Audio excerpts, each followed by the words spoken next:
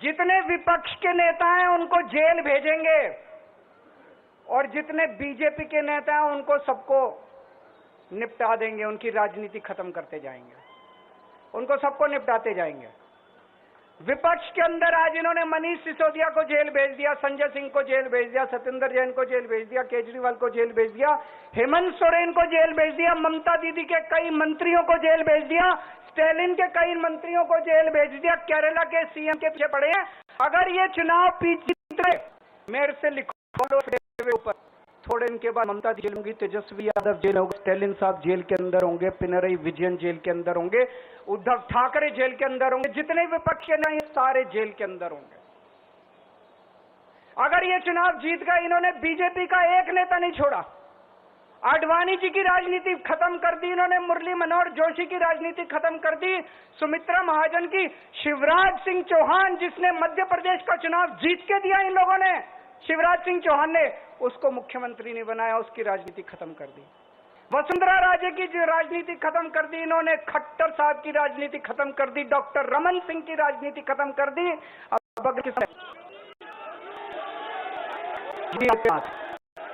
अगर ये चुनाव जीते, मेरे से लिखवा लो, 2 महीने के अंदर उत्तर प्रदेश का मुख्यमंत्री बदल देंगे ये लोग। तो जितना आप राजनीति खत्म करेंगे वो भी देंगे लोग।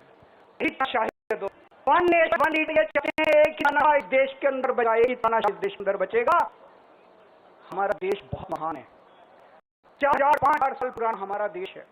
इसके पहले पिछले 4,000 साल में कई मौके आए जब इस देश के ऊपर तानाशाहों ने कब्जा करने की कोशिश की, लेकिन हमारे देश के लोगों ने उन तानाशाहों का तख्ता उखाड़ के फेंक दिया। जब जब हमारे देश में तानाशाह ने हमारे देश के ऊपर की कोशिश की, इस देश की जनता ने उखाड़ के फेंक। आज एक तानाशाह इस देश जनतंत्र खत्म करना चाहता है, आज एक तानाशाह देश से लोकशाही खत्म करना चाहता है। मैं पूरे तन मन धन से लड़ रहा हूं, संघर्ष कर रहा हूं उस तानाशाह के खिलाफ। 140 करोड़ लोगों का साथ चाहता हूं मैं। मेरे अकेले के करने से नहीं होगा।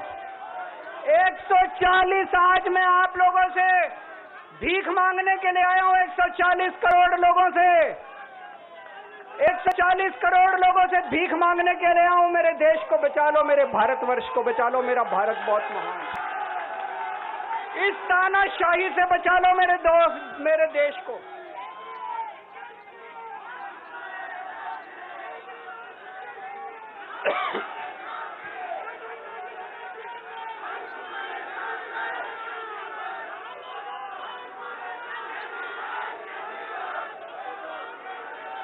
मैं सुप्रीम कोर्ट का बहुत बहुत शुक्रिया अदा करना चाहता हूं। उन्होंने 21 दिन दिए हैं, एक एक दिन में 24 घंटे हैं। मैं एक दिन में 24 में से 36 घंटे काम करूंगा, पूरे देश भर में घूमूंगा इस तानाशाही को रोकने के लिए। दोस्तों, जितनी मेरे अंदर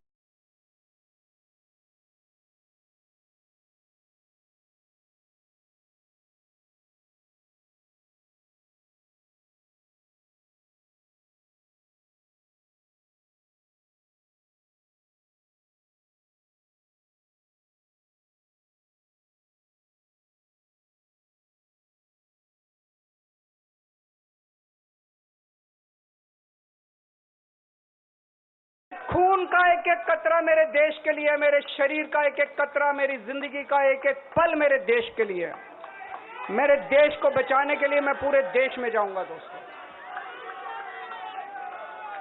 अब एक बहुत महत्वपूर्ण बात करने जा रहा हूं, उसको ध्यान से सुनना। ये लोग इंडिया गठबंधन से पूछते हैं आपका प्रधानमंत्री कौन होगा। मैं बीजेपी से पूछता हूं आपका प्रधानमंत्री कौन होगा। आप लोग सोच रहे होंगे केजरीवाल क्या बात कर रहा है, मोदी जी होंगे। नहीं, मोदी जी अगले साल 17 सितंबर को 75 साल के हो रहे हैं। बीजेपी के अंदर मोदी जी ने 2014 में मोदी जी ने खुद ने रूल बनाया था कि बीजेपी के अंदर जो भी 75 साल का होगा उसको रिटायर कर दिया जाएगा। सबसे पहले आडवाणी जी को रिटायर किया गया, उसके बाद मुरली मनोहर जोशी जी को रिटायर किया गया, फिर सुमित्रा महाजन को रिटायर किया गया, फिर यशवंत सिन्हा को रिटायर किया गया। अब मोदी जी अगले साल 17 सितंबर को रिटायर होने वाले हैं। तो मैं बीजेपी से पूछना चाहता हूं, आपका प्रधानमंत्री का दावेदार कौन है? दोस्तों, अगले साल 17 सितंबर तक अगर इनकी सरकार बनी, तो उस पर भी आऊंगा मैं, अगर इनकी सरकार बनी तो पहले अगले 2 महीने में योगी जी को निपटाएंगे ये, और उसके बाद मोदी जी के सबसे खास अमित शाह को ये प्रधानमंत्री बनाएंगे। तो मैं लोगों को, देश के लोगों को आगाह करना चाहता हूं, मोदी जी अपने लिए वोट नहीं मांग रहे, मोदी जी अमित शाह को प्रधानमंत्री बनाने के लिए वोट मांग रहे हैं।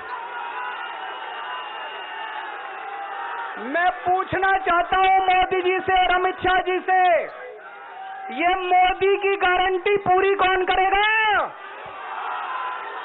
क्या अमित शाह मोदी की गारंटी पूरी करेंगे? जब आप अगर जो वैसे तो मेरे को लगता है, मैं भी आऊंगा उसके ऊपर, मुझे नहीं लगता इनकी सरकार बन रही है, लेकिन जो बीजेपी को वोट देने जाएं, वो ये सोच के जाना कि आप मोदी जी के नाम पे वोट नहीं दे रहे, आप अमित शाह के नाम पे वोट दे रहे।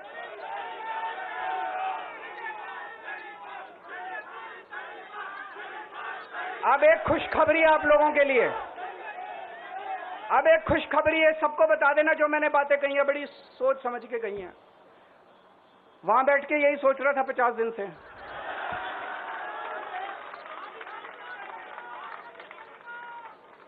दोस्तों, पूरे देश के मेरे को बाहर निकले हुए 20 घंटे हो गए। इन 20 घंटों के अंदर भी मैंने रात भर में जनता से बात कर रहा था, लोगों से फोन कर रहा था।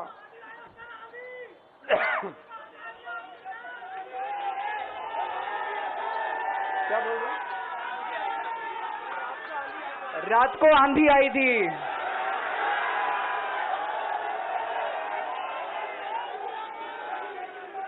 पिछले 20 घंटे में मैंने जो बातचीत करी है, कई बड़े बड़े एक्सपर्ट से बात की, चुनाव विश्लेषकों से बात की, सेफोलॉजिस्ट से बात की, जनता से बात की, फोन पे लोगों से। मेरा अपना आकलन है कि 4 जून के बाद इनकी सरकार नहीं बन रही, मोदी सरकार नहीं बन रही। दोस्तों, अगर मैं गलत हूं तो मेरे को बताना, हरियाणा में इनकी सीट कम हो रही है, राजस्थान में कम हो रही है, कर्नाटक में कम हो रही है, दिल्ली में कम हो रही है, बिहार में कम हो रही है, महाराष्ट्र में कम हो रही है, कर्नाटक में कम हो रही है, बंगाल में कम हो रही है, झारखंड में कम हो रही है। बढ़ कहां रही है? यूपी में कम हो रही है, बढ़ कहां रही है? बढ़ एक भी जगह इनकी सीटें नहीं बढ़ रही हैं। मेरा अपना मानना है, और सट्टा बाजार में भी वो जो चल रहा है, इनकी 220 से 230 के बीच में सीट आ रही है, उससे ज्यादा सीट नहीं आ रही है। मोदी सरकार नहीं बन रही है, केंद्र में इंडिया गठबंधन की सरकार बन रही है। आम आदमी पार्टी उस सरकार का हिस्सा होगी, दिल्ली को पूर्ण राज्य दिलाएंगे। दिल्ली का एलजी लोगों का एलजी होगा, दिल्ली का एलजी दिल्ली वालों का एलजी होगा। गुजरात से आया हुआ है अभी, दिल्ली के लोगों का एलजी होगा, दिल्ली के लोगों का विकास होगा। एक और पॉइंट है, जब मैं जेल के अंदर था तो कुछ लोगों ने यह मुद्दा उठाया, केजरीवाल सीएम पद से इस्तीफा क्यों नहीं देता। दोस्तों, केजरीवाल को कभी किसी पद का लालच नहीं हुआ। मैं यहां मंत्री, मुख्यमंत्री, प्रधानमंत्री ये सब बनने नहीं आया। इनकम टैक्स में कमिश्नर की नौकरी करता था। कमिश्नर की नौकरी छोड़ के दिल्ली की झुग्गियों के अंदर 1 नहीं, 2 नहीं, 3 नहीं, 10 साल तक मैंने दिल्ली की झुग्गियों के अंदर काम किया है, सुंदर नगरी और नंद नगरी की झुग्गियों के अंदर, इनकम टैक्स कमिश्नर की नौकरी छोड़ के। जब मेरे को दिल्ली की जनता ने पहली बार सीएम बनाया, असूलों के ऊपर 49 दिन के अंदर सीएम पद से इस्तीफा दे दिया था। एक चपरासी की नौकरी कोई नहीं छोड़ता। सीएम बनने के लिए लोग अपना दायां हाथ कटाने के लिए तैयार होते हैं। मैंने खुद से अपने आप सीएम की कुर्सी को लात मार दी थी 49 दिन के अंदर। मेरे लिए सीएम पद इंपॉर्टेंट नहीं है। आज मैंने सीएम वर्ष में इतने राज्यों के चुनाव हुए, दिल्ली के अंदर सबसे ऐतिहासिक बहुमत से आम आदमी पार्टी जीती, 55-56% वोट, एक बार 67 सीट, एक बार 62 सीट। इतने भारी बहुमत से आज तक कोई राज्य की सरकार 75 साल में नहीं जीती। इतने भारी बहुमत से जीतने के बावजूद झूठा केस, अब उनको पता है वो हमें हरा नहीं सकते दिल्ली के अंदर। उन्हें पता है अगले 20 साल तक दिल्ली में आम आदमी पार्टी को कोई नहीं हरा सकता। तो उन्होंने एक षड्यंत्र रचा, राजनीतिक षड्यंत्र रचा। केजरीवाल को झूठे केस में जेल भेज दो, केजरीवाल को इस्तीफा देना पड़ेगा, केजरीवाल की सरकार गिर जाएगी। उन्होंने ये षड्यंत्र रचा। मैंने कहा मैं भी इस्तीफा नहीं दूंगा। तुम अगर जनतंत्र को जेल में कैद करोगे तो जनतंत्र जेल से चला के दिखाएंगे दोस्तों। सरकार भी जेल से चला के दिखाएंगे। कतई इस्तीफा, तुम्हारे ट्रैप में फंसने वाले नहीं हम। ये अगर हेमंत सोरेन साहब को भी इस्तीफा नहीं देना चाहिए था, जेल से सरकार चलानी चाहिए थी। अगर हमने इस्तीफा दे दिया, ये तो बड़ा अच्छा है इनके लिए। जिस राज्य के अंदर ये चुनाव हारेंगे उसके मुख्यमंत्री को पकड़ के जेल में डाल दो, सरकार गिरा दो। उसके मुख्यमंत्री को पकड़ के जेल में डाल दो, सरकार। आज मैं अगर दिल्ली की जेल के अंदर रह के दिल्ली की जेल से इस्तीफा नहीं दे रहा, वो इस तानाशाही के खिलाफ संघर्ष कर रहा हूं, इसको समझ लेना आप लोग। केजरीवाल को किसी पद का लालच नहीं है। सीएम तो 100 सीएम की कुर्सी देश के नाम कुर्बान है दोस्तों।